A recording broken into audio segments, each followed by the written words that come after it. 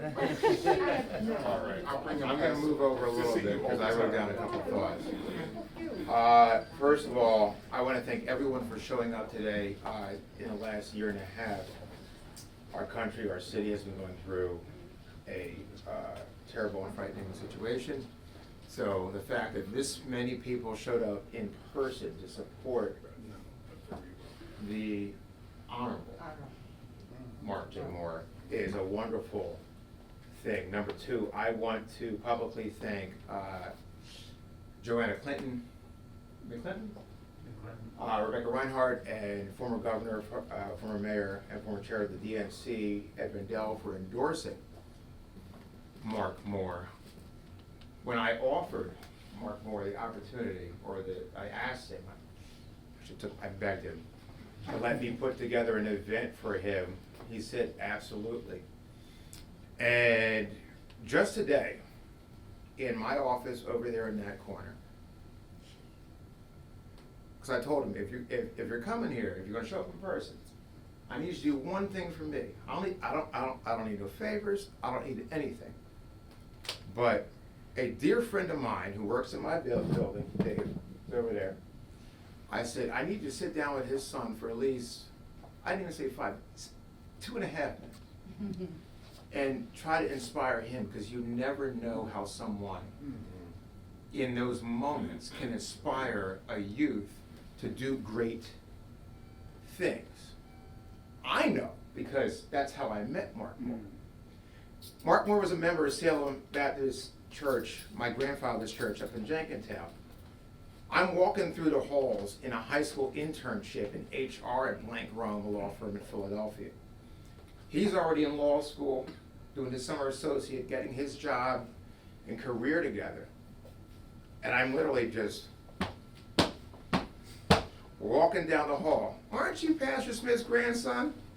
And I turn like, I'm not gonna cuss, Judge, but who what? And he brought me under his wing even back then, and from, I don't want to age you, Judge, but that's gotta be 20 something years ago. Not on my side, just yours. I'm young. He brought me under his wing, always gave me advice, always gave me encouragement. Whenever I ran into him, whatever I needed, his advice. You never know how 2 minutes you spend with another human being can help someone. So in a state where we elect judges,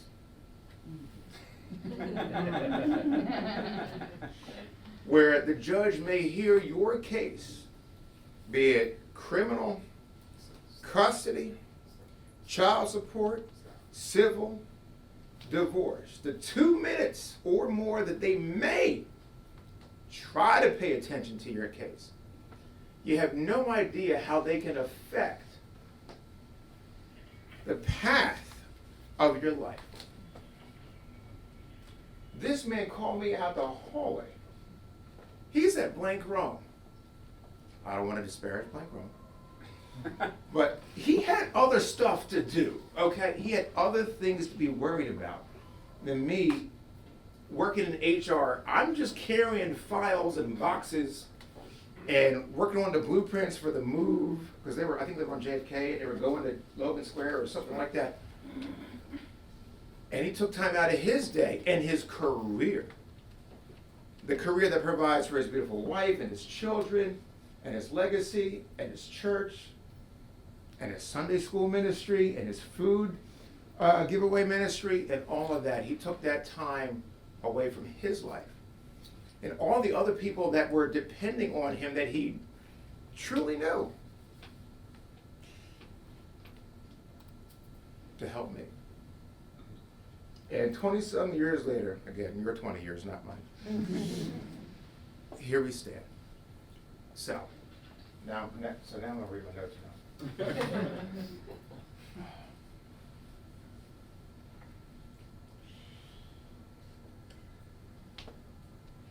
Two dear friends of mine are here tonight, Jen Moore and Jen Conroe and Michael Conroe, Jen Moore Conroe, fight over the name.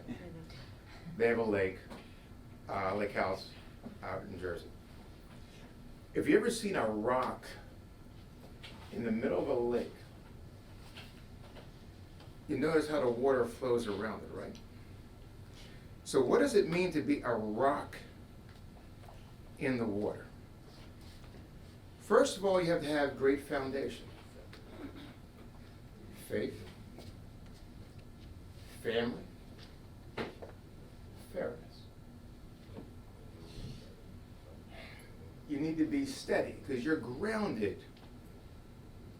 beneath the water. You don't know how deep the water is, how deep the lake or the river is. You got to be grounded. Grounded in trust, grounded in honesty, grounded in values that matter to the community, grounded in acts and deeds and actual things that matter to people, that have changed people's lives, like the story I just told, like the story he just created for that young man standing over there. And the water doesn't change the rock. If that rock is steady, the water has to go around. Water can't move the rock left or right if you have that foundation, right? But the third thing a rock does, it creates ripples, concentric circles of opportunities, of impact, effectiveness, efficiency, values, inspiration. And I know I'm going on too long already, but I'm going to tell you right now, Judge Mark J. Moore is a rock in the water. I don't care where the water came from. I don't care where the water's going. You're looking at a man who's a rock in the water, creating concentric circles and ripples of opportunities for our youth, for our women, for our girls, for our boys, for future lawyers, for future judges, African American, Latino, Asian, white, black, purple, and green. Well, maybe not the green. He's a rock in the water. So without further ado, it is my pleasure, it's my honor to introduce not just the Honorable Mark J. Moore, the incomparable Mark J. Moore. Please take this microphone away from me before I get to